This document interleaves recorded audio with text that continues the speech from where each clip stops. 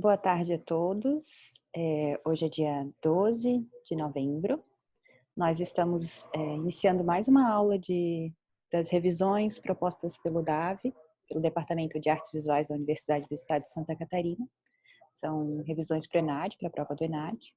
E alguns professores foram convidados para fazer algumas falas e a gente conversar um pouco. Então, hoje nós temos aqui a professora Franciele Fávero, a Fran, e o professor Otávio, o Ota, que vão passar então esse fim de tarde com a gente, tá? Eu vou passar então para você, Fran, o anfitrião, para você poder compartilhar a sua tela. Ok. Um momentinho.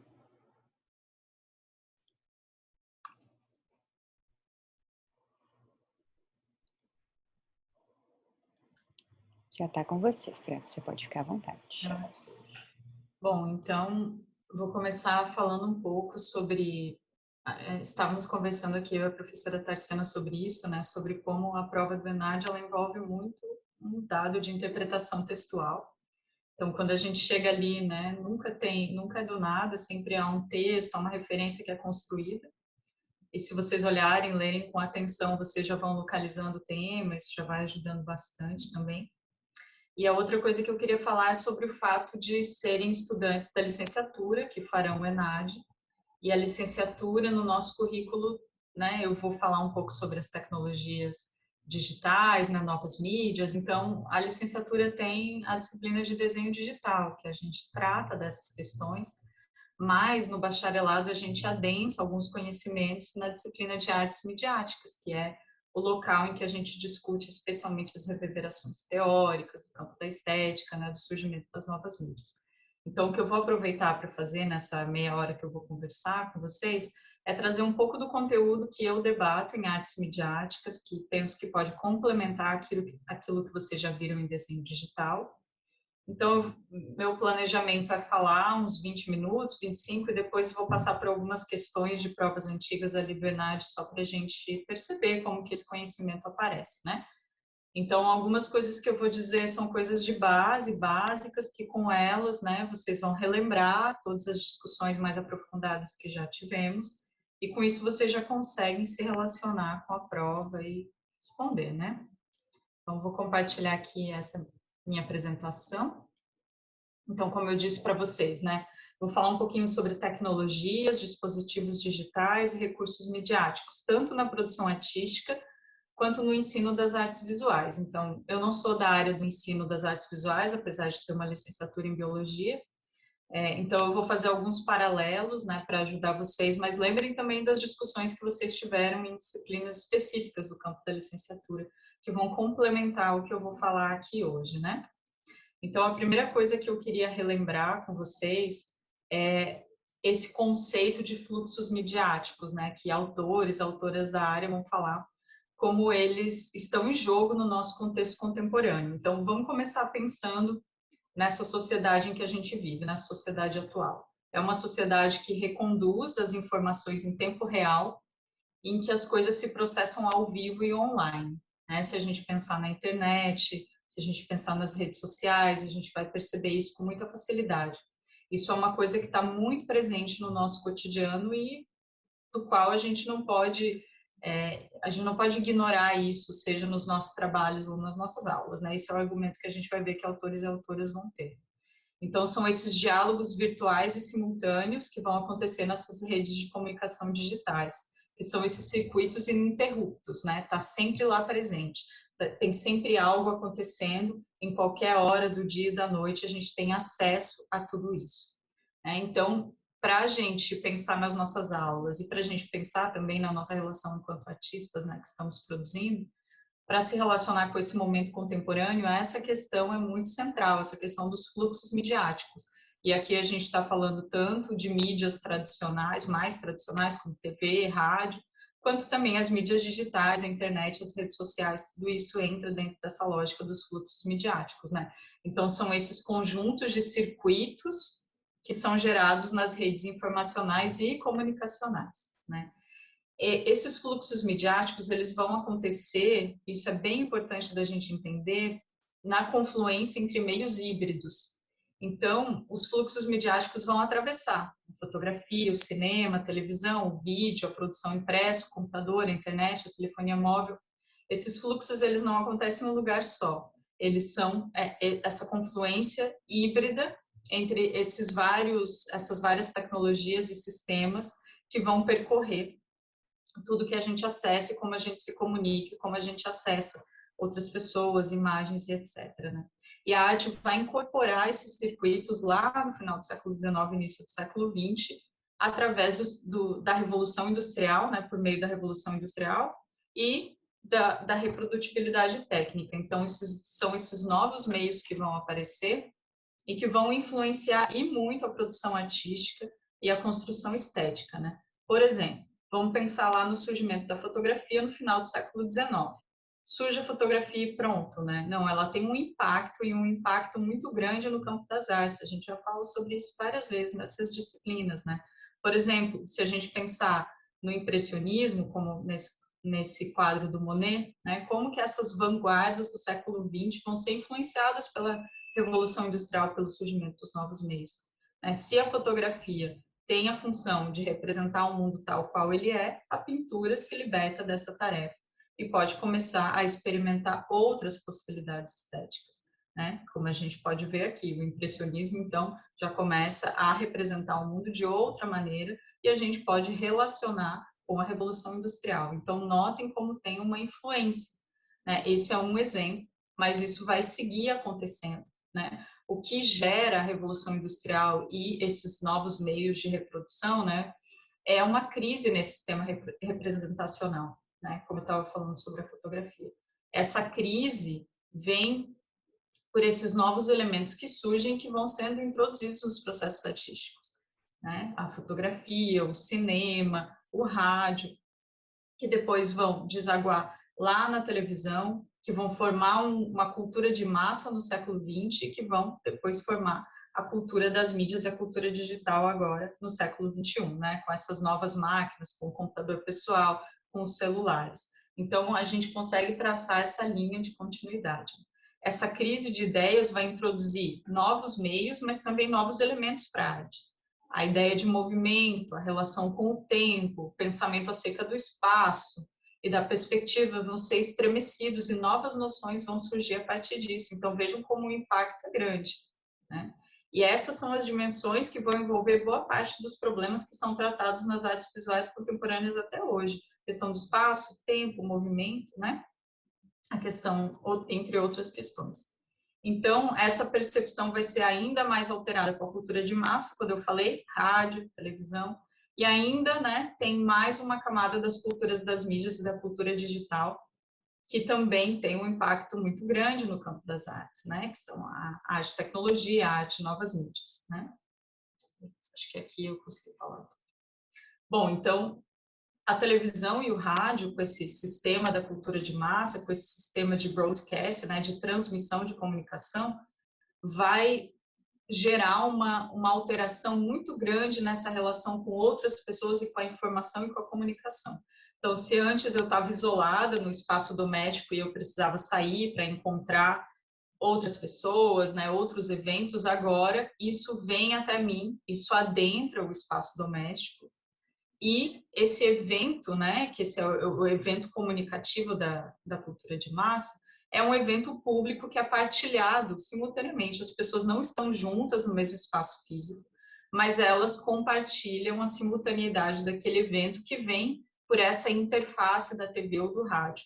E depois a gente pode pensar também dos computadores e dos celulares. Então, outra relação que se estremece é a relação entre público e privado, que muda muito com o surgimento desses novos meios, falando no escopo social em geral, né? Ainda mais quando a gente pensa nos celulares e nas redes sociais. Então, em resumo, há um redimensionamento dessas práticas econômicas e sociais pós-revolução industrial, ao longo do século XX, começo do século XXI, mas isso implica também outras práticas culturais e estéticas. Então, isso também é impactado, né? A arte vai receber, né, vai começar a se relacionar com esses meios tecnológicos, desde a fotografia até o computador, né, que a gente está conversando, e isso vai ter também uma função, um peso para essa perspectiva desmaterializante da criação artística. Se antes a criação artística estava muito vinculada a uma ideia de objeto, que é resultante de um processo, agora, por exemplo, eu vou me relacionar com as ondas sonoras, né? É desmaterializado. Eu vou pensar nos fluxos midiáticos, nos fluxos computacionais. Então, junto com a arte conceitual e com outras reflexões lá, né, das vanguardas do século passado, anos 60 e 70, o surgimento das novas mídias também vão contribuir para isso, né? Se a gente pensar, a Cristine Mello vai falar, por exemplo, na imagem do vídeo, a imagem eletrônica. A imagem eletrônica é um tubo catódico que está transmitindo naquele momento aquela imagem é desmaterializada, né? Ela nunca é um objeto que dá para tocar, né? Então é uma outra relação, uma relação de fluxo e uma relação de processo, muito mais do que um trabalho finalizado, um objeto finalizado. Então essa abordagem processual está relacionada ao campo das tecnologias arte e novas mídias também. Os artistas então vão, né, desde do início até metade do século XX, os artistas entram em contato com esses novos meios e tem, né, se a gente lembre, né, que a gente estudou lá os primeiros gestos, né, os antecessores, os artistas que começam a utilizar isso, vem desde o começo do século XX já. Isso não é uma coisa que vem surgir nos anos 1990, né? Desde lá de 1910, 1920, os artistas já estão se relacionando com os meios de comunicação, com essas novas mídias que estavam colocadas, né? Mas os artistas vão questionar as circunstâncias artísticas que podem ser geradas por eles. Então, usar isso vai mudar a relação com o próprio conceito da arte, própria relação com a arte. E isso é central para a gente entender, né? Lembrando de novo que o conceito de arte também é mutável, é contextual, depende do momento, e está sempre em questionamento, em tensão e em disputa. Não é um terreno que está colocado. Vamos pensar no Nanjuni Pai, que é um artista que a gente estuda lá. Imagem em movimento, a gente vê em instalação, vocês veem na escultura, depois a gente vê também nas disciplinas de arte e novas mídias, né? Um artista muito emblemático. Vamos pensar nesse trabalho da TV magnética lá, dos anos 1965. O que o Nanjuni Pai vai pegar? Vai pegar a televisão, né? A gente estava discutindo como esse sistema de cultura de massa teve muito impacto e mudou nossa relação com o público privado e, enfim, com o que nos atravessa. E ele, nessa televisão, ele vai instalar um ímã, que é um ímã industrial, né, muito potente, e que vai mudar o que a gente está vendo como resultado da imagem dos tubos catódicos, né? Vai distorcer essa imagem, vai criar uma figura ali abstrata, né, que a gente está vendo a imagem parada, mas que está em movimento. Então, ele consegue mudar aquilo que está sendo recebido, né? Uma televisão a gente só recebe, a gente não consegue enviar nada de volta, né? Mas ele consegue mudar o que está chegando, ele consegue alterar por meio desse ímã que ele coloca ali sobre a TV, né? Consegue mudar essa imagem. E, de novo, o que a gente estava falando, o trabalho dele não é esse ímã e nem é essa escultura, né? Mas é esse gesto, é esse processo, é isso que acontece. Né, que ele pegou uma TV qualquer e botou o imã ali em cima, também vindo muito lá do Red Made do Duchamp e outras influências que estão em jogo aqui. Né? Então, o artista está pensando também sobre a cultura de massa e está usando também de uma maneira crítica esses meios, que é outro ponto importante, né? Que usar, e a gente já vai ver o Arlindo Machado falando sobre isso, usar esses novos meios não quer dizer que a gente vai fazer um uso acrítico ou não basta simplesmente usar algo que a gente vai relacionar com arte e novas mídias para que o meu trabalho esteja nesse campo. Mas é preciso que haja processo, conceito, assim como com todos os outros trabalhos de arte, né? Já vou chegar à aula no Arlindo Machado. Então, o Arlindo Machado é um teórico importante para pensar esse campo da arte e novas mídias, ele é um teórico do campo da comunicação, na verdade, né? E ele vai dizer o que é esse termo, arte e mídia, né? Ele vai dizer, são formas de expressão artística que se apropriam desses recursos tecnológicos das mídias e da indústria do entretenimento em geral, ou que intervêm nos canais de difusão para propor alternativas. E ele vai dizer, é algo mais do que a mera utilização de câmeras, computadores, sintetizadores na produção de arte, ou a simples inserção nesses circuitos massivos. Mas tem uma outra coisa, É preciso entender a imbricação desses dois termos, mídia e arte. O que esses dois termos fazem junto, qual é a relação entre eles e o que surge dessa relação. Então, tem aqui uma outra dimensão, que não é só usar um meio, mas é pensar sobre esse meio, é fazer um uso crítico desse meio, né? Ele vai defender isso. Ele diz, a questão mais complexa é saber de que maneira podem se combinar, se contaminar e se distinguir arte e mídia, instituições que são tão diferentes, né? E ele então vai propor no texto dele, os artistas têm que extrair o máximo das possibilidades dos meios de suas respectivas épocas. Porque o artista do nosso tempo recusaria o vídeo, o computador, a internet, os programas de modelação, a edição de imagem, né? Porque houve muito questionamento no surgimento desses trabalhos, especialmente os trabalhos de arte novas mídias dos anos 90. A maior crítica que acontecia era que esses trabalhos eram meramente um espaço de testar a tecnologia, um espaço de que não havia muita reflexão ou muito aprofundamento, né? Essa era a principal crítica. Ah, parece que eu fui lá num parque de diversão e mexi com as coisas, né? Então, é assim que a gente vê, né, essa passagem dos anos 90 para os anos 2000 até a gente chegar agora, em 2020, essa relação do campo da arte e novas mídias não fica mais separado, mas entra dentro dos processos artísticos contemporâneos. Então, a gente não tem mais por que criar essa fronteira. A arte e novas mídias fica lá, que é aquele pessoal da tecnologia não, esses meios entram em processos contemporâneos, os artistas usam esses meios, né? Os artistas que não costumam trabalhar com esses meios, às vezes, lançam mão. Então, isso está presente nas propostas contemporâneas, né? Então, a gente também pode pensar aqui um pouquinho no campo do ensino, né? Pegar essa mesma pergunta do Arlindo Machado, que ele faz. Por que o artista recusaria o vídeo, o computador e a internet? O fato é como usar, de que maneira usar, de que maneira isso entra nos nossos processos, né? Essa é a pergunta. Do mesmo jeito, a gente pode pensar no campo do ensino, né? Será que o caminho é recusar o uso, por exemplo, de dispositivos móveis nas nossas propostas educativas? Ou é a pergunta que importa mais é como usar esses dispositivos nas nossas aulas, nas nossas propostas educativas de mediação cultural, nas nossas oficinas e propostas como artistas também? Esses dispositivos, eles, como a gente começou a aula falando, eles são ubíquos, eles estão presentes, eles estão ali o tempo inteiro. Eles estão com os nossos alunos e alunas, estão no bolso, e eles podem funcionar muito bem nas nossas propostas, porque ali está, né, inserido nesse dispositivo móvel, câmera fotográfica, câmera de vídeo, gravador de áudio, né? Muitos desses equipamentos que a gente tem cada um em separado, no dispositivo móvel, eles estão ali todos juntos e a gente pode fazer uso disso. Mas a grande questão é como, né? Como pensar sobre isso. Pensar também que, especialmente os celulares, são muito presentes. Todas as pessoas têm, né? As pessoas costumam ter. Nem todo mundo tem, mas é algo que está cada vez mais presente. Então, também é um recurso, né, que está presente, que pode ser utilizado. Mas, de novo, a gente tem que sempre pensar como a gente vai fazer isso dentro dos nossos processos educativos, dentro das discussões que a gente teve nas aulas de licenciatura, dentro do que a gente fez nos nossos estágios que fizemos ao longo da licenciatura também. Então, sempre trazer essas questões.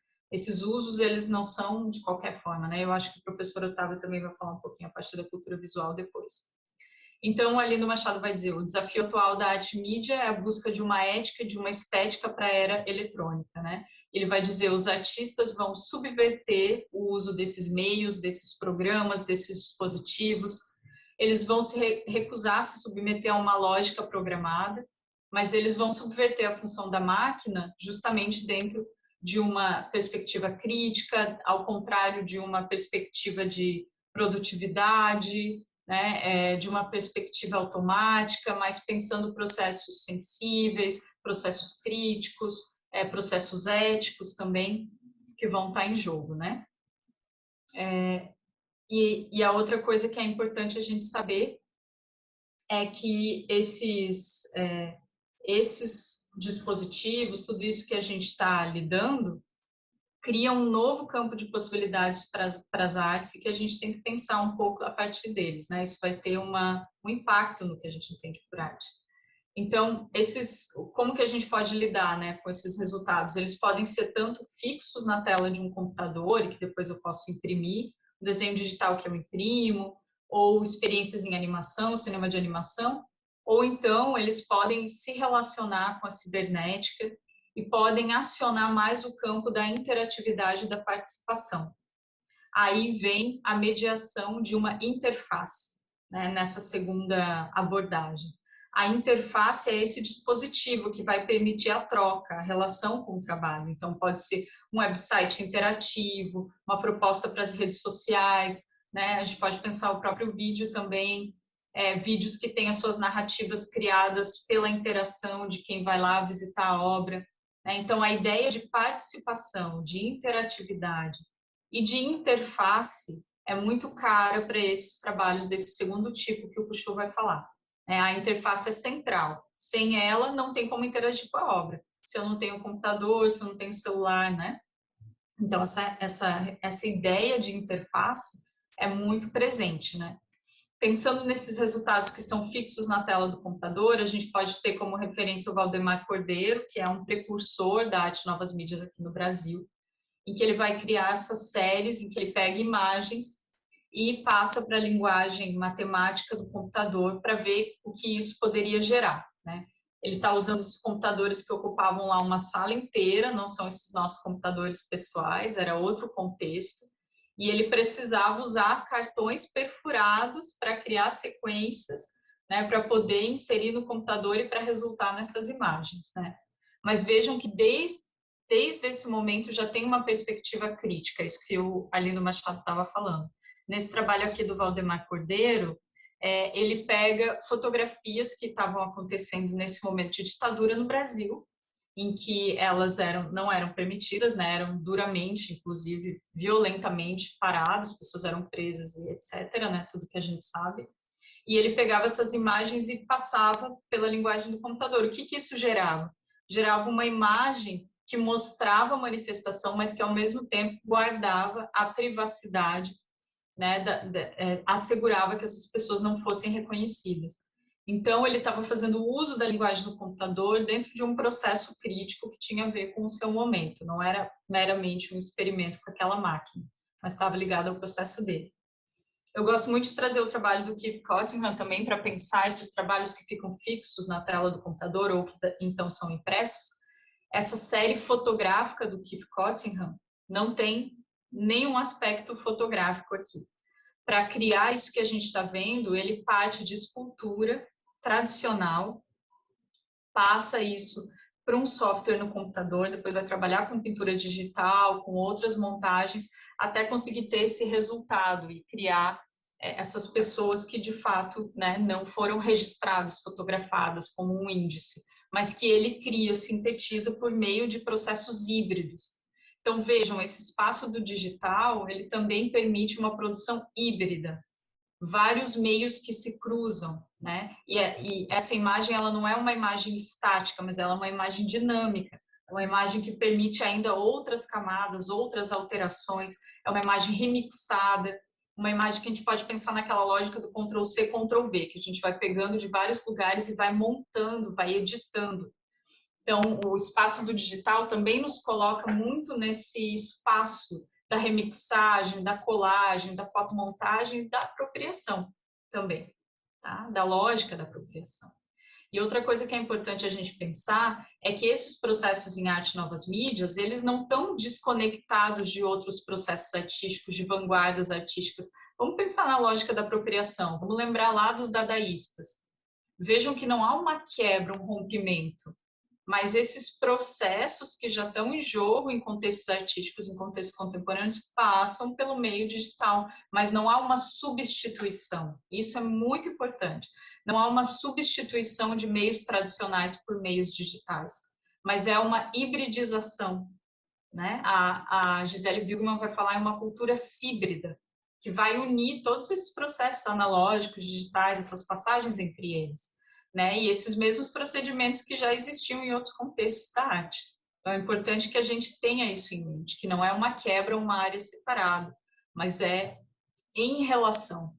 E também há muitas práticas de citação em trabalhos de arte e novas mídias, que vão citar, por exemplo, né, outros processos, outros artistas, outros movimentos de vanguarda. Então, essa mesma lógica que é tão presente na arte contemporânea da citação, da apropriação, isso também está muito presente aqui, né? Vou pular o John Hoffman para poder falar, que eu já estou me passando aqui no meu tempo. Então, a Priscila Arantes, nesse texto Arte e Mídia no Brasil, que a gente estudou, né, ela vai pensar um pouco que essas experimentações em mídias digitais têm um impacto no que a gente entende por estética da arte. Então, ela vai dizer, essas mídias digitais vão questionar essas distâncias espaço-temporais. Tem outra relação com o espaço-tempo, pessoal, nesses trabalhos. Eu posso experimentar outras relações espaço-temporais. Vão criar ambientes que vão ampliar o campo perceptivo do interator, vejam essa palavra, porque a questão da interatividade é muito presente. Vão criar espaços de cooperação, porque é possível, né, que várias pessoas estejam ao mesmo tempo criando juntas. Os usuários vão experimentar, compartilhar outras maneiras de sentir e ver o mundo. E também há muita relação com questões da área da biologia por conta dessa vida sintética, dessa vida artificial, né, que é criada.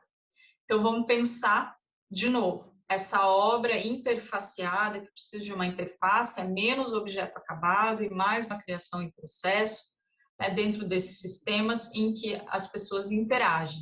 É uma obra em processo, é um fluxo, e muitas vezes ela não fica estática em nenhum momento, é uma obra dinâmica, uma obra em processo, né?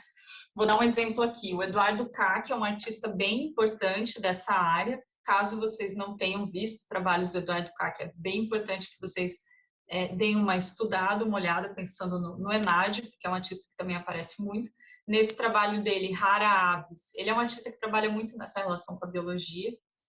O que acontece? É um robô, está dentro desse espaço instalativo, então tem um robô lá dentro que é uma arara.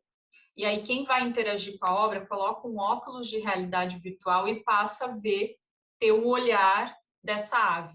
Então você está ali, quando você coloca o óculos, você tem essa visão, você se vê lá do outro lado. Então, por meio da realidade virtual, há um atravessamento, você experimenta um outro ponto de vista, você se coloca ali numa outra posição, você também se vê, você vê essa jaula, você vê esse espaço. E nesse trabalho também tem aves vivas que estão ali, né, dentro desse espaço, dessa proposição. Então, ele tem uma série de trabalhos que vai utilizar essa questão das tecnologias novas mídias para pensar questões da natureza, da vida orgânica, nossa relação com os animais e nos colocar, né, em outros pontos de vista. Esse é um outro exemplo para a gente lembrar bem dessa característica interativa colaborativa. Esse trabalho bem emblemático do Ken Goldberg, que chama The Talent Garden, é um jardim que é construído coletivamente, né? Uma instalação que é controlada remotamente por várias pessoas do mundo. Então, você entrava num website e você conseguia, à medida que você fosse permanecendo e entrando com mais frequência, você ia conseguindo fazer mais ações. Então, regar as plantas, plantar novas sementes, podar. Esse braço mecânico executa aquilo que você seleciona lá no site. Então, o jardim que a gente vê foi feito por muitas pessoas do mundo que interagiram via site e que estavam à distância, né? Estavam remotamente interagindo com aquilo. Então, vejam essas outras relações com o espaço-tempo também. Já estou terminando. Queria trazer de novo a Cristine Mello, que é uma teórica que fala muito dessa questão das práticas midiáticas, com foco na questão do vídeo, né? Ela vai dizer que essas práticas midiáticas interativas, elas fazem confluir vários contextos, né? São essas poéticas híbridas em tempo real, impermanentes, transitórias, todas essas palavras-chave para nos ajudar a lembrar, né? E que essas investigações, então, elas são interdisciplinares.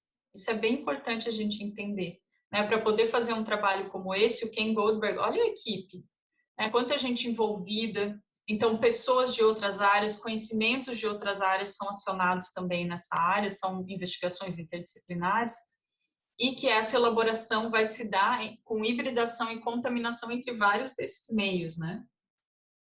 E esses trabalhos, então, ela vai também reconhecer que estão subvertendo, que estão alterando aquele sentido que foi inicialmente previsto para o contexto eletrônico digital. Vamos pensar, um computador era para ser uma supercalculadora, não foi pensada para criar imagens, né? E mesmo a maneira que a gente cria imagens agora, eu falo isso muito em desenho digital, que a gente abre lá o Photoshop, o Krita, esses softwares, não é a única forma da gente se relacionar também. Por mais que a gente vá fechando nossa relação com esses meios, eles guardam muitas possibilidades, né? Tem artistas que vão criar os seus próprios hardwares, criar gambiarras, fazer todo tipo de subversões com esse material para fazer outras experimentações estéticas. Então, lembrem disso também, né?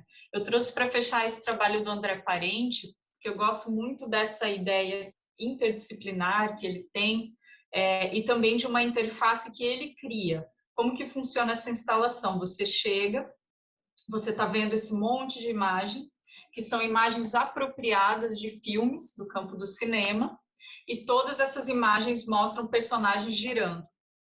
Né? Então, tem o Corisco, do Deus e Diabo na Terra do Sol, do Glauber Rocha, tem praticantes de Sufi, que é uma prática do giro, né, religiosa, que tem a ver com giro, enfim, tem alguns ali. Então, ele se apropria de práticas do cinema, né, coloca essas imagens ali, mas elas estão paradas. Então, para elas girarem, é preciso caminhar até essa plataforma que a gente está vendo ali no centro e girar. Tem uma espécie de botão que você interage e você consegue ir girando. Ele chama de giroscópio, ele criou. Então, quando você interage, essas imagens começam a girar. Né? Então, é preciso dessa interação, é preciso de uma interface, que é o que ele criou, né? A gente podia chamar de um hardware, de uma máquina mesmo, física que está ali, mas que vai relacionar várias áreas, né? Que está pensando sobre o cinema, sobre o vídeo, sobre a imagem fixa, sobre o campo da animação, sobre os pré-cinemas, enfim, né? Várias coisas que estão em jogo aqui no trabalho dele, tá? Que é uma referência, o André Parente é filho da Letícia Parente, que é essa precursora da videoarte no Brasil, né? Então, eu já falei meia hora, deixa eu ver aqui como é que eu posso fazer com Tarsi e Ota. Eu queria só mostrar, posso mostrar uma questão do Enad, pelo menos? Claro, Para eu Fran. Fica eu tranquila. mostrei. Eu vou compartilhar de novo a minha tela aqui e mostrar para vocês, porque eu acho que é legal a gente ver como que essas coisas aparecem, né? Eu ia fazer junto com vocês, mas como provavelmente vocês vão ver mais a gravação do que está aqui comigo, então eu vou falar um pouquinho mais por cima também. Mas vamos pensar, né? Questões que aparecem muito no Enad, a questão da exclusão digital, inclusão digital, é tema de questões abertas, é tema de questões de múltipla escolha, também são bem presentes, né? Falando o que eles vão chamar de TICs, as tecnologias de informação e comunicação, que é tudo isso que a gente falou, né? Então, aqui a gente tem um pequeno texto sobre exclusão digital, e esse texto já vai falando da importância do uso dessas tecnologias de informação e comunicação na produção de conhecimento, né, no campo do ensino. E aí vem, né, 4 proposições que a gente tem que dizer quais delas são corretas, né? Então, vamos ver, ó, o mapeamento da exclusão digital no Brasil permite aos gestores de políticas públicas escolherem o público-alvo de possíveis ações de inclusão digital. Então, está falando sobre esse problema da exclusão digital e como é importante sanar isso. E um dos caminhos seria mapear em que sentido que essa exclusão ocorre e como poder usar os espaços públicos para incluir, né? O uso das TICs pode cumprir um papel social ao prover informações àqueles que tiverem esse direito negado ou negligenciado e, portanto, permitir maiores graus de mobilidade social e econômica. Então, de novo, né, esse acesso, a importância do acesso. Né? Depois, o direito à informação diferencia-se dos direitos sociais. Né? Então, aqui já não cabe tanto essa diferenciação e o maior problema de acesso digital no Brasil está na deficitária tecnologia existente em território nacional. De forma alguma, né? O problema não é a tecnologia que é deficitária ou inexistente, mas é a questão de acesso a ela. Então, nessa questão aqui, 1 e 2 são os corretos, né? A letra A. Então, vejam como com o que a gente tem, com o texto, né? Que eu não li aqui, mas vocês podem ler, né? Com o texto que já vai me dando elementos, eu consigo ir relacionando e entendendo o que vai ser pedido ali, tá?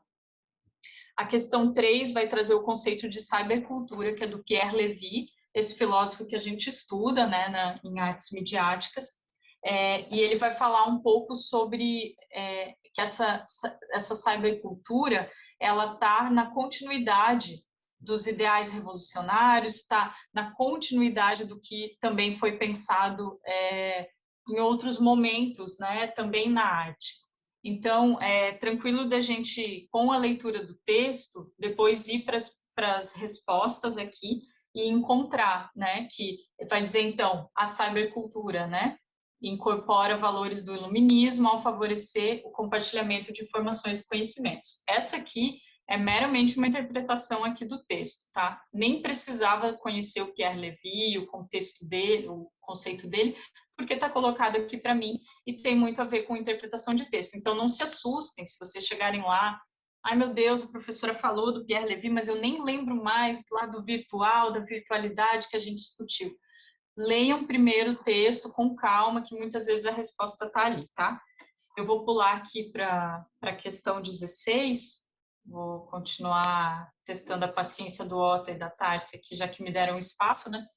Aqui a gente tem um trabalho de nada mais, nada menos, o nosso queridíssimo Eduardo Kac, que a gente falou sobre ele, como ele é importante também, né? Aí vai falar sobre essa prática, essa atuação desses artistas da arte novas mídias, né? E aqui é importante, ó, vamos dar uma olhada aqui. Considerando as obras, né, do Eduardo Kac, vamos avaliar o que vem a seguir aqui para a gente discutir, tá?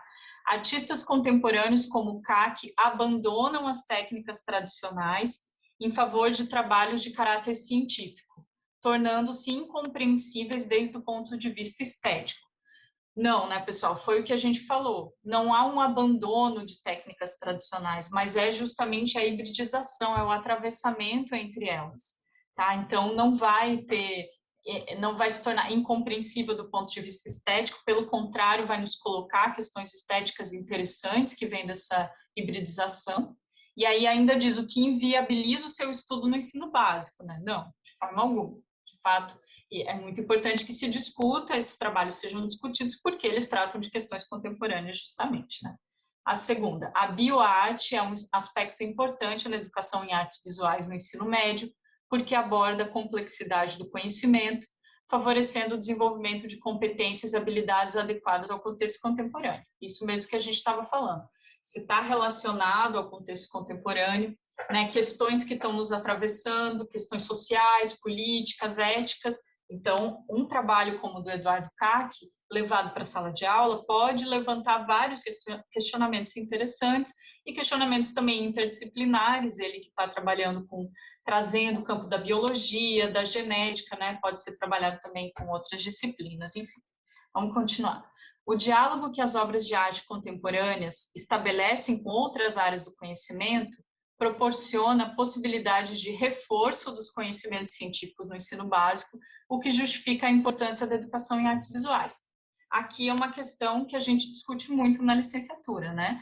Se as artes visuais vão funcionar só como reforço de outras coisas, como ilustração, né? Como, enfim, não. A importância da educação em artes visuais não está relacionada a outras disciplinas, ela é um campo de conhecimento em si.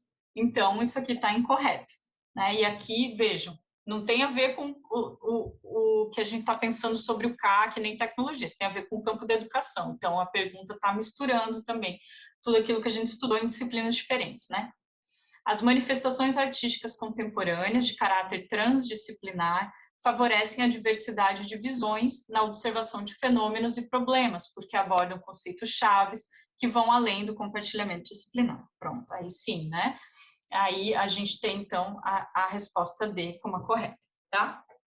Eu vou mostrar só essas, para também não passar muito tempo, mas vejam como essa questão das tecnologias, dos dispositivos móveis, elas estão espalhadas por várias questões. Tem algumas questões em que isso fica mais claro, né? Como, por exemplo, quando a gente vê um artista que trabalha com isso e que claramente está relacionando, mas está atravessando, né? Deixa eu ver se eu volto lá. A questão discursiva número 1 desse ano, 2011, falava sobre educação à distância, falava sobre as questões de tecnologia. Então, vocês também vão casando, vão costurando o que vocês viram nessas disciplinas tecnológicas com aquilo que vocês viram lá em disciplinas próprias do campo da licenciatura, tá? Vou voltar aqui com vocês. Pronto, não sei se vocês têm alguma pergunta, se não, eu passo a palavra. Acho que nós podemos dar continuidade com o professor Otávio. Muito obrigada, Fran. Você consegue passar o anfitrião para o Otávio, por favor? Só um pouquinho, pessoal, deixa eu ver como é que eu faço isso. Você pode ir em bate-papo. Do lado do nome do Otávio, vai ter uma setinha azul. Eu acho que é azul ou branca, com azul. Você clica. Consegui. Pronto, já passei. A Vivian Lesler está aqui, deixa eu...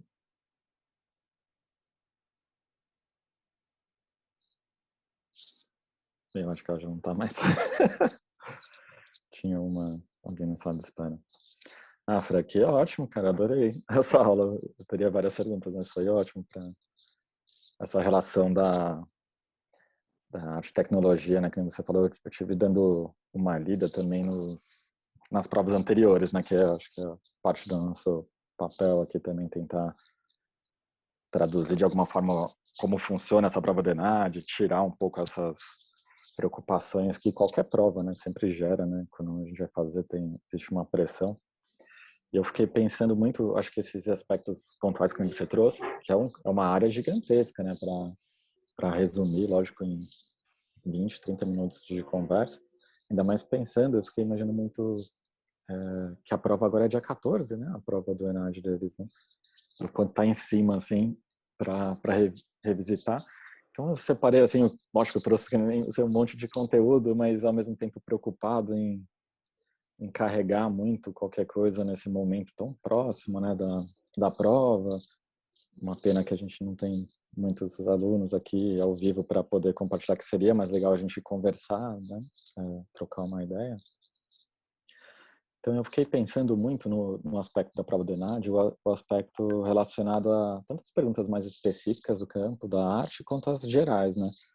O quanto, como muito parecido com outras provas de vestibular, concurso, elas entram muito em questões de acontecimentos do momento, da contemporaneidade, fatos do cotidiano. E que nem você comentou, né, essa relação da arte e tecnologia pensando na transformação que foi esse momento de pandemia, com o uso das tecnologias, sem elas, por exemplo, o nosso próprio curso seria parado, né? Diversas escolas não poderiam nem ter entrado em contato com os alunos, então a importância da tecnologia que nos trouxe a prova de 2011 falava dessa possibilidade e 10 anos depois o quanto ela se tornou real, né? E daí partindo dessa ideia de como é cíclico também, né, e como essas provas aproveitam muito desses momentos históricos, eu fiquei pensando muito em como abarcar, assim, né, dentro desse campo dos materiais, procedimentos, as práticas artísticas, relacionando, lógico, o ensino das artes com o próprio fazer das artes dentro de uma área mais específica na mão dos artistas, né? Pensando os professores também, que nem nós aqui como artistas e pesquisadores e professores, alguns aspectos que estão sendo vivenciados agora, né? Por exemplo, essa obra aqui da... Minha tela está compartilhando com vocês? Tá, né? Beleza. Sim. Então, essa obra da Ximena Garrido lá, que é uma obra que está atualmente na Bienal de São Paulo, e a Bienal sendo talvez um evento dos mais importantes do mundo da arte, como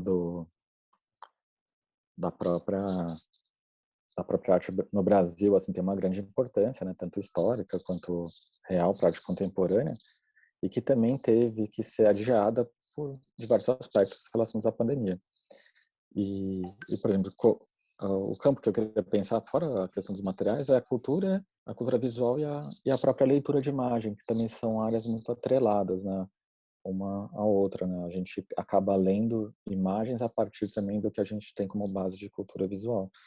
E esses aspectos todos vão participar dessa leitura.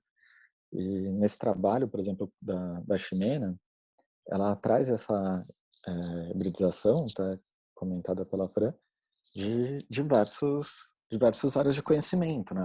Ela pega questões históricas da cultura pré-colombiana, dos povos originários da América do Sul, no caso aqui do Peru, né? Que é o país natal dela, assim, né? A pátria dela, e utiliza desses métodos e dessas formas que já existiam antes dessa colonização, que é um aspecto marcante da própria cultura visual que a gente tem hoje em dia, o quanto essa empreitada do capital, mercantilismo e tudo mais com as cruzadas, com que ocorreram da Europa para a América, para colonizarem esses povos, pensando meio como uma forma de uma indústria, as companhias, né, que queriam virar isso, acabaram por eliminar alguns aspectos desses povos originários que já eram super evoluídos, e só foram dominados, e muitas vezes foram apagados. E essa Bienal de São Paulo, ela está trazendo para a gente um aspecto muito forte, que ela até foi considerada pelo próprio Jair Bel, que infelizmente a gente perdeu ele há poucos dias, essa questão de ser uma Bienal dos indígenas, né? Uma Bienal dos povos originários, assim. Então tem muitos trabalhos que são focados nesse aspecto, que é o momento também que a gente tem percebido que a própria pandemia, talvez, fora todos os males, as mortes e os desgovernos que possam ter ocasionado mais mortes, a Bienal ela conseguiu maturar nesse período que ela teve que esperar, fora, lógico, todo o processo de reflexão dela, trazer um pouco esse pensamento que há tempos estava precisando ser falado. Da mesma forma que a gente viu também logo de início na Bienal não, na história da pandemia, a situação do próprio George Floyd, que acabou gerando toda uma reflexão sobre o aspecto da diáspora, do racismo, todas as questões que estavam já pertenciam à nossa questão cultural e pensando até numa questão mais globalizada e principalmente focada nas Américas, né? O quanto eram questões que precisavam ser abordadas e estavam demorando a serem trazidas assim de uma forma mais contundente. Então, pensando assim nesses aspectos mais pontuados tanto pela Bienal quanto pelo momento que a gente tem vivido de pandemia, eu tenho alguns slides, mas a ideia seria mais a gente trocar uma ideia, né, sobre esses aspectos. Então a gente teria, assim, por exemplo, até em relação aos materiais, tem esse trabalho do Adrian Balseca, que é equatoriano também, ele também traz essa relação da floresta, esses saberes relacionados aos povos que realmente vivem e se relacionam melhor com o meio ambiente, porque a gente tem essa quebra, né, a Fran mencionou sobre o Benjamin, na área da reprodutibilidade, a gente tinha essa relação forte que o modernismo, por ser, teoricamente, um ápice da tecnologia que o período do antropocentrismo foi possibilitando para o desenvolvimento do intelecto humano, assim, ele chegou no seu ápice, que a gente sabe que o ápice foi muito focado nas guerras, né? A gente chegou na Primeira e Segunda Guerra Mundial muito por um ápice do desenvolvimento do pensamento humano, das tecnologias, que foi possibilitada com esse rompimento do teocentrismo como uma referência lá no Renascimento, que é algo que a gente conversou também na disciplina de cultura visual. O quanto essa construção se dava de um sentido do capital mercantilista e quanto chega nesse momento para a gente com outros aspectos, assim, né?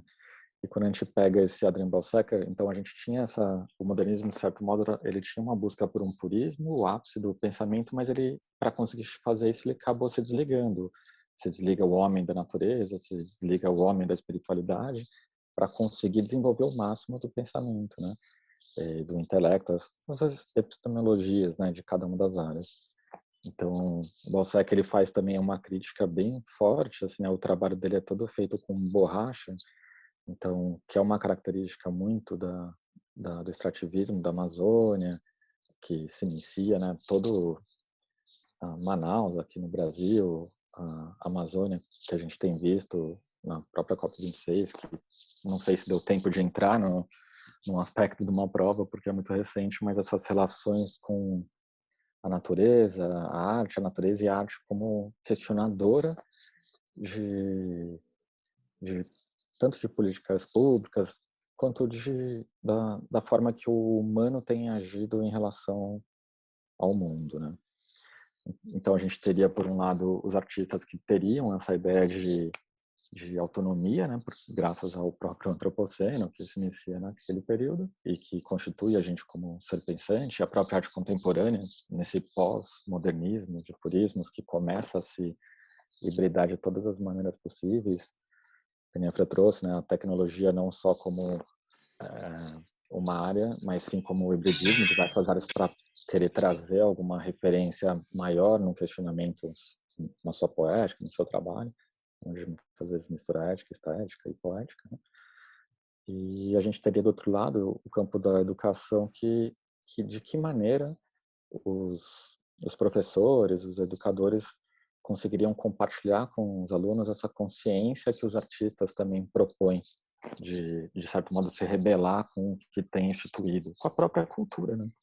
A cultura visual, por um lado, ela também é uma forma de passar tradições para essa geração, para se continuar, de algum modo, tendo uma base para se pensar. Mas e a arte está lá para, de certo modo, incomodar, né? A arte contemporânea está lá, de certo modo, para incomodar e, de algum modo, romper com bases tradicionais dessa cultura visual e compor e transformar e ser sempre um ciclo, um movimento, né?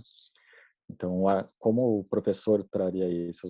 Talvez pensando nessa questão da própria realidade social do aluno, né? Quando a gente pensa nas diversas formas de leitura, tanto da Gestalt, da semiótica, ou abordagem triangular, que é um aspecto bem marcado na questão da educação em arte, né? Que a Ana May Barbosa, até mesmo ela ao reformular isso, a gente vai ver mais pra frente que ela tenta sair desse papel de uma metodologia exatamente por isso, para não fechar uma ideia de que é cíclico, é mutável, e o quanto o papel do professor também é importante nesse processo junto com seus alunos, porque o professor também, ele tendo um certo domínio, uma bagagem crítica em relação à cultura, formas diferentes de leitura daquela imagem, ele também vai ser um mediador, um interlocutor do mundo para essas crianças que ele está trabalhando, né?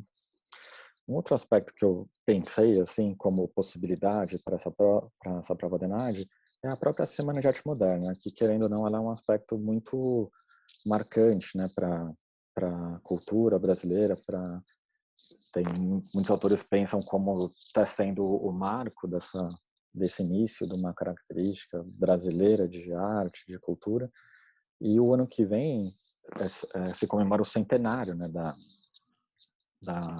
semana de 22. E a própria semana de 22 ocorreu no centenário da independência do Brasil. Então são dois aspectos que acredito eu que possam ter valor assim para vocês se aterem, dar uma relida, uma relembrada no que foram esses aspectos que acredito eu que possam ter uma grande chance de serem abordados durante a prova, tanto na múltipla escolha quanto não. E daí pensando no caráter questionador, eu imaginaria, por exemplo, a própria Semana de Arte Moderna, ela teria, né, esses choques e rupturas, pensando que a gente sairia de um aspecto mais clássico de realização de obras. Quais seriam as rupturas? A gente conversa muito na disciplina a questão da própria de um pensamento político, né, que envolveu a própria Semana de Arte Moderna. Ela era tão subversiva assim quanto é tratada ou não era? Por exemplo, tinha um aspecto político envolvido. O Washington Luiz queria trazer um sistema de ensino de arte que estava sendo pensado para dentro do próprio aspecto da Semana de Arte Moderna. Então, o romper também era um processo necessário para um sistema que estava já estagnado e não fazia mais sentido para um mundo, né, para um mundo global. Então, o mundo inteiro já tinha superado aquilo e o Brasil, teoricamente, estaria atrasado. Então, aceitar também essas colocações desses pensadores do início da Semana de Arte Moderna era interessante, porque esses pensadores, na sua grande maioria, Mário de Andrade, Oswald de Andrade, a Tarsila, entre outros, eles eram globais, né? Eles viajavam muito para a Europa, para os Estados Unidos, então eles sabiam o que estava acontecendo no mundo e estavam trazendo de algum modo, porque a gente não tinha as tecnologias, olha só, tecnologias faziam falta, só tinham os barcos ou as cartas. Mas eles eram de famílias com acesso, com dinheiro, e muitas delas também com relações políticas muito fortes, e eles faziam esse trânsito, essa modernidade líquida já acontecia, de certo modo, entre Europa, Estados Unidos e Brasil através deles. Então, eles propunham como uma descoberta do que era o Brasil, naquele processo lá da antropofagia, que ficou muito famoso, né? Que vocês devem ter estudado bastante já nesse momento, que é uma característica bem da Semana de Arte Moderna, do modernismo brasileiro, que era, de algum modo, olhar para o que o Brasil tinha de característica para encontrar essa tal identidade brasileira, identidade visual. Então, o como pensar, né, a partir dessas vanguardas europeias, lá, o futurismo, o cubismo, o expressionismo, o Dada, o como pensar através deles para trazer essas questões, né, que já estavam muito latentes fora do Brasil para essa característica. Então essa seria a grande ideia, de algum modo, tanto atualizar o Brasil, mas também fazer algo que estava acontecendo na música também, né? Como você pega Villa-Lobos, você pega o próprio Pixinguinha também, né? Foi que começou a fazer essa mescla assim de o erudito com o popular, né? Que a gente tinha. A gente estava vindo de um outro aspecto importante, que era tanto o modernismo tinha essa busca de tentar encontrar qual que era a visualidade do Brasil nos seus interiores, para tentar encontrar algo menos cosmopolita e menos global, mas também tinha uma questão que era muito importante, que são as questões das diásporas africanas, né? Porque a gente estava vivendo um aspecto bem marcante, que era uma recém-abolição da escravatura, que excluía muita gente. Não que eles estivessem pensando nesse momento, mas trazendo para a contemporaneidade, fazendo um paralelo, o quanto esse aspecto era importante também. E que, sim, remetia a isso. São Paulo, como a gente sabe, nesse período, São Paulo é considerada a cidade que mais cresce, assim, ela cresce cerca de 5.000% em 60 anos. Então, tinha que, de alguma forma, criar também entretenimento, né, para as pessoas. E as pessoas trabalhavam num sistema que não tinha direitos, né? Então, estava dentro desse contexto histórico-social de que não era à toa que precisava ter um projeto moderno também, né? E acontecer em São Paulo, que representaria, com tanto, todas as capitais do Brasil nessa expansão como uma grande metrópole através da industrialização, da própria Revolução Industrial, que estava chegando cada vez mais, né, através do mercado financeiro, que investia no Brasil para poder expandir, essas multinacionais expandirem também o capital delas. Então, seria uma independência ou seria a dependência cultural a partir do momento que se pensa na Semana de Arte Moderna? Né? Ela volta a ter uma dependência porque se espelha nessas características da Europa para trazer esse modernismo para o Brasil? Ou seria uma independência por tanto estar comemorando o centenário, quanto por estar olhando pela primeira vez para aspectos realmente brasileiros, né? Mas num processo antropofágico, que daí é onde que eu acredito que tem um paralelo interessante com a Bienal, que é exatamente o aspecto que o Jean Delisle trouxe, que ele começou a questionar o que era, né, esse pensamento antropofágico a partir da cosmovisão Makushi mesmo, né? Que o Macunaíma do Mário em relação à cosmologia do Macunaíma, da cosmovisão Makushi. O como tinha um distanciamento, né? Quando a gente pega e assiste o filme Macunaíma, que foi algo que a gente fez assim, aula, e observa a leitura que o Geider tem, o quanto existia, assim, né? Foi importante, sem dúvida, essa de arte moderna para buscar pela primeira vez essa característica brasileira, essa identidade nacional que a Ana May traz muito como um processo muito evidente assim em países que foram colonizados, países desenvolvidos que têm uma busca incessante por uma identidade do que é ser aquele povo, enquanto países que foram os colonizadores ou são hegemônicos não têm tanto essa preocupação, porque eles estão lá estudando a gente para poder, de algum modo também na antropofagia, pegar o que tem de melhor. Então, essa própria questão da cosmovisão Makushi, que foi trabalhada nos últimos 3, 4 anos pela curadoria da Bienal, preparando isso, era uma forma de repensar exatamente, depois de 100 anos da Semana de Arte Moderna de 22, o quanto tinha também distorções, alegorias, tinha assim o lado positivo de ser aquele primeiro momento de pensar isso, mas o quanto a gente está em outro momento, né? Quando a gente pega e tem acesso à informação através das tecnologias, a gente começa a descobrir que tem a história também dos vencidos, muitas vezes ela só ficou guardadinha, ela só não era acessível. E a gente está num período que sim, a gente está acessando isso e tem que saber como lidar, como levar para o aluno de vocês aspectos, né, relacionados a isso, né? Então, toda a história da cosmologia, a forma, essa relação da espiritualidade com a materialidade, e ao mesmo tempo, quando você olha a obra do Jaider, é muito mais maluco, porque o Jaider, por exemplo, nessa série da Guerra dos Caminés, que é o que está atualmente lá na Bienal, e que foi o que colocaram o pano preto, né? Depois do falecimento do Jaider, como um ato também de luto e de respeito, né?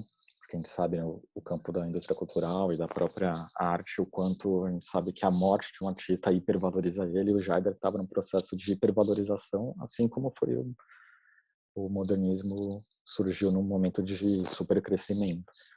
E o Jaider, ele utiliza, só pensa na questão de material, esse trabalho, ele faz uma base preta, ele utiliza a caneta Posca, que é uma caneta específica, assim, que eu vindo da área do grafite e tudo mais, era uma caneta que a gente usava há 10, 15 anos atrás, porque ela lembra muito um spray, ela é quase um pincel com uma tinta grossa que você facilmente sobrepõe, porque ele tem uma questão muito expressiva no trabalho dele de ser rápido, né, a execução, né? Ele tinha uma ansiedade de expor, ou quando a gente observa o trabalho dele é muito expressivo, e tem uma necessidade de expor aquele conteúdo, expor a cosmologia, expor as inquietudes que a gente tem visto tão importantes nesse momento antropoceno, né, que a própria arqueologia já está começando a delimitar como que as marcas que o humano deixou está deixando na Terra, literalmente, né, no nosso planeta, já podem ser caracterizadas como uma nova era, né, o tanto de carbono depositado já poderia ser visto no futuro como uma era que aconteceu. E essa relação arte-natureza, humanidade com a natureza é algo que está muito pensado atualmente. Ai, que bocejo gostoso. Daí, aqui, estou pensando nessa questão do Jaider, né, na questão da Guerra dos Cananéis.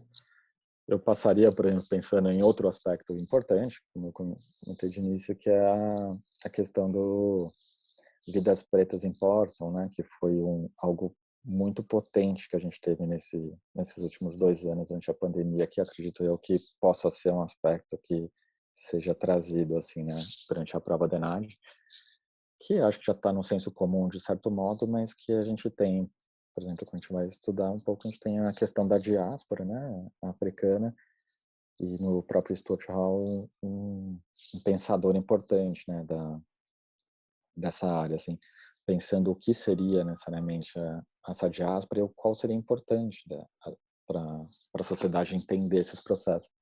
Seria, então, um ponto de vista trazido também de alguém que se via não pertencente, que é essa própria busca de identidade nacional que o modernismo buscava a diáspora, e o próprio Stuart Hall também tem essa preocupação em buscar. Ele, de origem jamaicana, decide estudar, né, no país que colonizou eles, então ele vai para a Inglaterra para estudar, para tentar se entender como pessoa, tentar se entender como pensador e tentar ajudar a ter leituras desse mundo através da própria diáspora africana. Porque, sem dúvida, acho que ficou muito mais evidente quando a gente viu o mundo inteiro se movimentando em defesa dos povos que são, sim, muitas vezes executados só pelo seu fenotipo ser de uma pele escura, uma pele negra. Então ele começa a tentar pensar em outras formas que, por exemplo, a gente tem o Gramsci como um grande pensador de educação, o Marx como um grande pensador desse movimento todo do capital no mundo, e o Hall traria uma nova visão também em relação a isso. lógico, se baseando neles, mas tentando complementar esse pensamento da própria diáspora, a partir da diáspora, que é o campo de estudo dele, o quanto essas organizações elas têm a ver muitas vezes com essa racialização que foi o projeto de expansão de território da Europa na América. Então, você pensar nessa organização, o porquê, né? A gente tem, por exemplo, no Brasil, o país que mais teve escravos e o povo originário da África trazido à força para o Brasil para trabalho escravo como um produto, né? O quanto faria sentido para aquela forma de colonização racializar, porque era muito visível, né? Você conseguir colocar em questão hierárquica quem era o mais poderoso, quem era o menos poderoso, através de um fenotipo, né? Você olhava e identificava. Tem a pele negra, é escravo, tem a pele negra,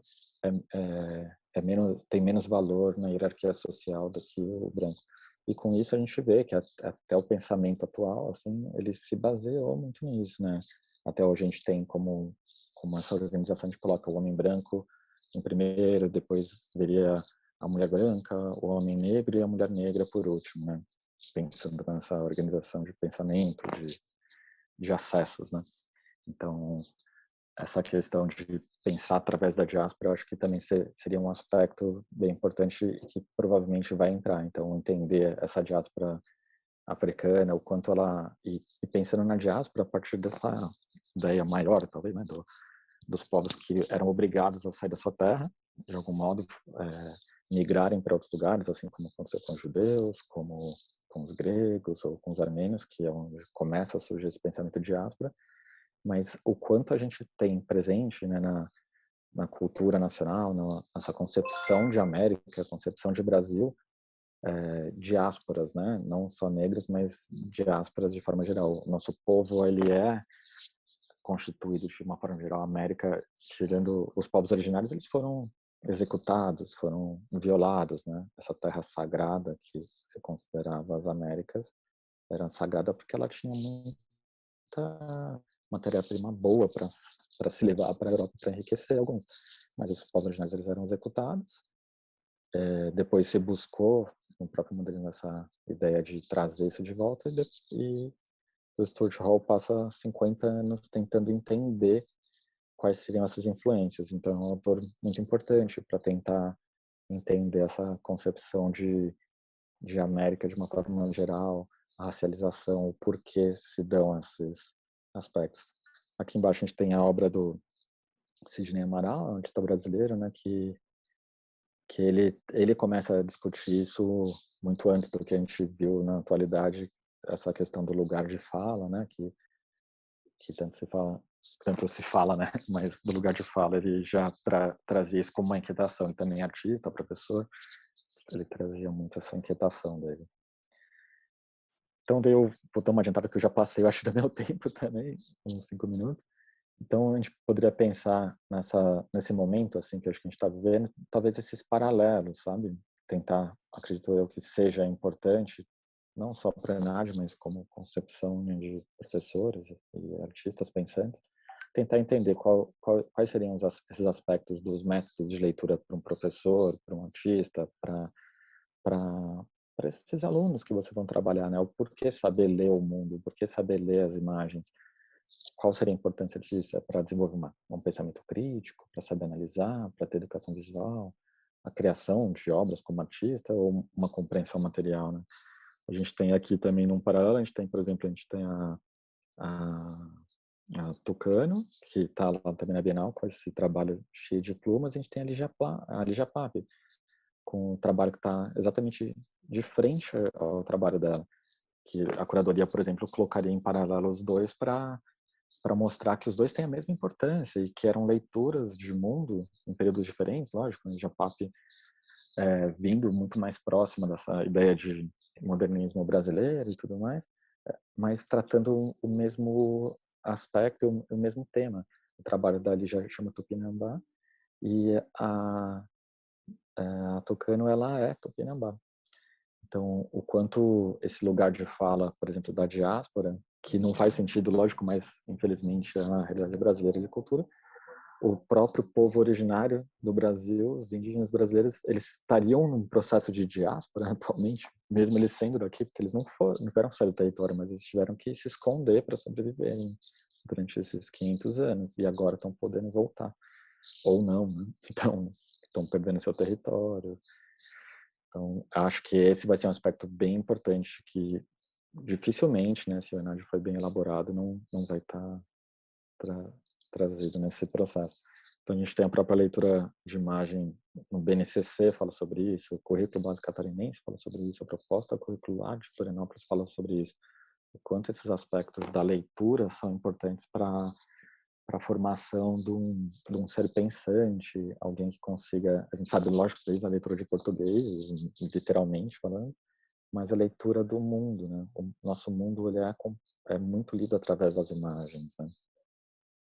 A gente teria um aspecto importante como uma forma de leitura de imagem, que era uma das questões que eu vi na própria ENAD, que provavelmente tem uma grande chance também de ser trazida, mais do que semiótica ou gestalt. Eu acho que a abordagem triangular como uma forma de leitura de imagem talvez seja um aspecto importante, né? A Nami pensa nessa ideia da criação como fazer artístico, a leitura da obra de arte e a contextualização histórica. Ou como esses aspectos, eles são que, lógico, a própria Nami ficou muito brava, assim, no bom sentido. Eu tive a honra de dividir, às vezes, uma mesa com ela, assim, congresso. Ela é uma figuraça que não é vaidosa com esse método, mas sim, ela quer que esse método evolua com cada um dos professores que trabalham com isso. Então, essa ideia da abordagem que foi muito levada a um método, o quanto ela também estigmatizou de algum lado negativamente essa abordagem triangular, que também está sendo repensada, né? Não se sabe ao certo como ela vai ser utilizada nesses novos modelos ainda, né, de educação, mas tem essa característica de partir de uma contextualização histórica, fazer o aluno entender e talvez observar o contexto histórico desse aluno para poder ler uma obra de arte também.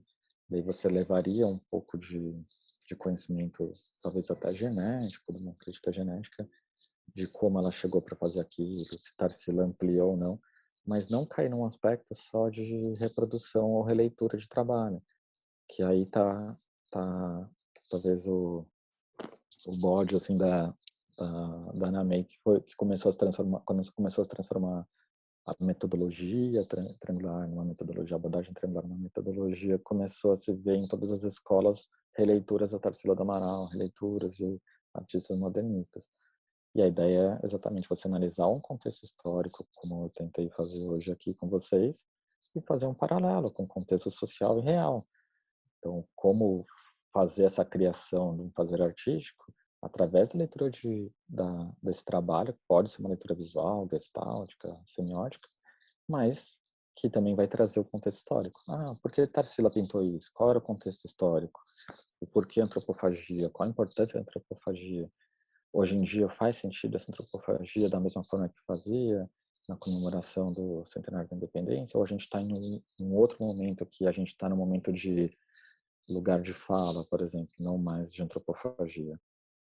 Qual seria essa forma de você criar uma crítica, né? Então, a gente teria nesse processo a arte, educação e cultura como essa interculturalidade, essa característica muito do Brasil, né?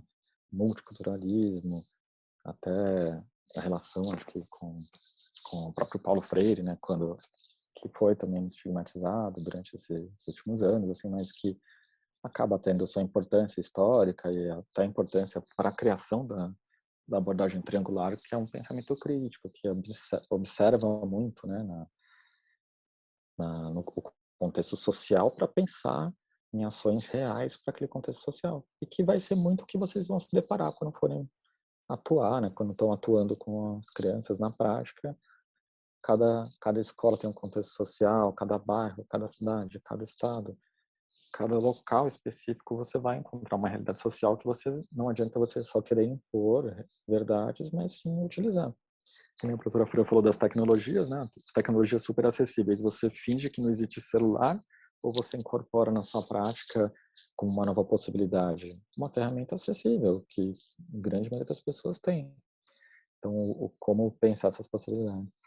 Então, daí teria um monte de coisa para falar sobre até a questão do apartheid cultural que se relaciona com a diáspora, mas acho que eu já passei muito aqui. Então, aqui para finalizar, seria só a gente ia fazer um teste, que era fazer uma leitura da imagem com base nessa questão cultural, que paralelo a gente poderia fazer, por exemplo, entre Tarsila e Ximena Garrido, né?